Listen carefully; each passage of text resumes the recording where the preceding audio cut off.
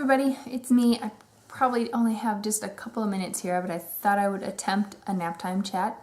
Today is a Tuesday and it is after Mother's Day weekend. So I guess I'll start there. We went away as a family. We have done some traveling with August, but it's been like to visit family, like to visit my mother-in-law, and I don't think we've gotten away just the four of us before. So some friends were going to another town a few hours away, and they were all going to be camping, and we decided that we didn't feel like August would be a very good camper at this point. We were a lot more brave with Alice, actually. We camped with her when she was under a year. We've camped with her several times, so we know, we will do it in the future. But right now he wakes up still so much at night, and it was going to be cold there at night, like in the 40s, which is really cold when you're camping. And I just thought, he's just going to scream. He's just going to wake up the whole campground. So we ended up staying in a little historic lodge inside a state park, which is really, really neat. We did really simple stuff. We played in the hotel pool, and we took a hike. It was August 1st hike, and I did a little bit of bird watching on Mother's Day morning. It was just a chill weekend. It's exactly what I needed. I love to get out, away from the city and just get out, in nature. We get out every day anyway, but just, in a different way, more into the wild a little bit. And just to have time away from kind of all the stress that especially Mike is really feeling right now.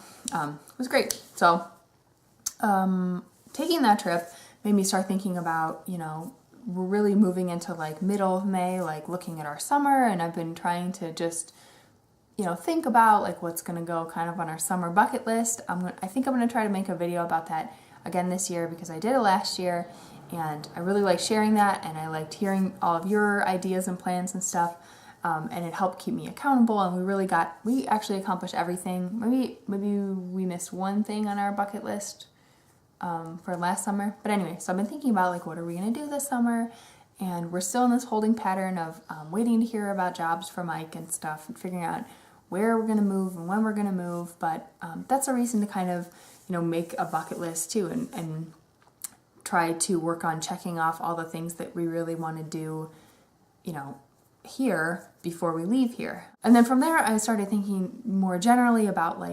goals, and if you've been watching me for a while, I used to make sort of seasonal quarterly goals videos, and until August was born, I sort of operate in that every few months I kind of reassess where I'm at on a variety of things, and set myself new goals to kind of feel like I'm really moving forward, and I'm accomplishing everything I want to do, and I feel balanced in sort of all the areas of my life, things with my kids, things with my other relationships, things with the house, things for myself, all that.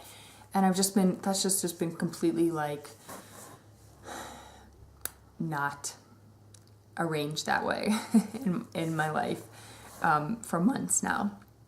So I'm thinking of how I can kind of is this a point? Am I at a point where I can get back to really being able to commit to goals like that, and not just put them out there and then have no hope of actually achieving them, but how can am I at that place yet, and if not, how can I get there to that point where things are really manageable, and I can really kind of just be accomplishing things in all the directions that I want to be. And then from there, I started thinking about my sort of 5-year plan. Where do I see myself in 5 years? What are the things that I see myself being occupied with and working on and being excited about in the next 5 years? I've always had sort of, when Mike and I moved, to this city, we moved with the intention of being here 3 to 5 years. Right now it has been 4.5 years, so probably by the time we make an exit, it'll be pretty close to 5. And the next 5 years is just a total mystery at this point. We don't know really where we'll be. There are just so many big decisions to be made in the next 5 years. It's really fundamental life questions that we have to kind of grapple with. This is a whole separate video, which I get asked all the time, and I know I'll make a video on this later. But, you know, we need to think about if we want to have any more kids, that's like the biggest thing. You know, 5 years from now, we could have still a toddler, or we could have like just all school age kids. And that would be the biggest like sort of determining factor for, am I working? How much am I working? You know, where are we living? What are just everything, right? Everything. And this is the first point in my life where I don't have any image of that really. I think since high school. Since in high school I had like the goal of being in college, and I didn't know where exactly that would be maybe, and I didn't know exactly, you know, the things that I would experience and the things that I would study and all that stuff, but I did have kind of a vision of what that would be for that amount of time. And then after that, I had an idea that I would do like the Peace Corps. I ended up doing AmeriCorps instead, but I thought, you know, I would do some traveling and I would do some like service for a while, and then find a nonprofit job. I always had these like, you know, I always had time sort of broken up in some way, or like just some vision of what I would be doing in a few years from now. And this is really, I feel like, the first time where I just don't know what that is.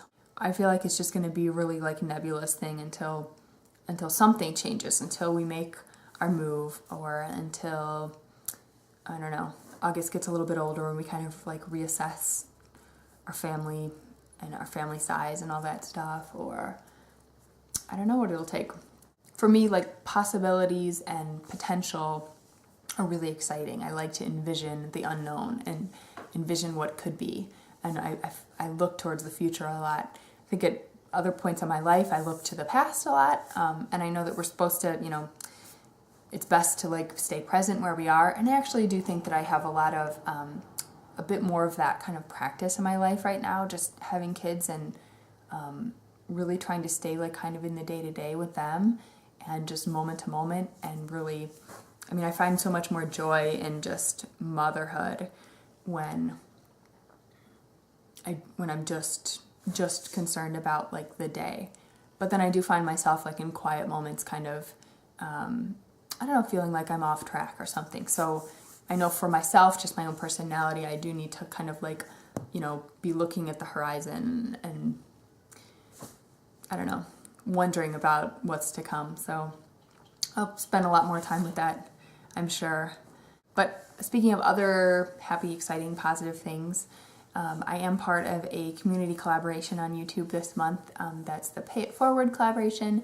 I'm going to be doing a video at the end of the month with like a specific idea I have for sort of a specific thing that you can do to kind of pay it forward.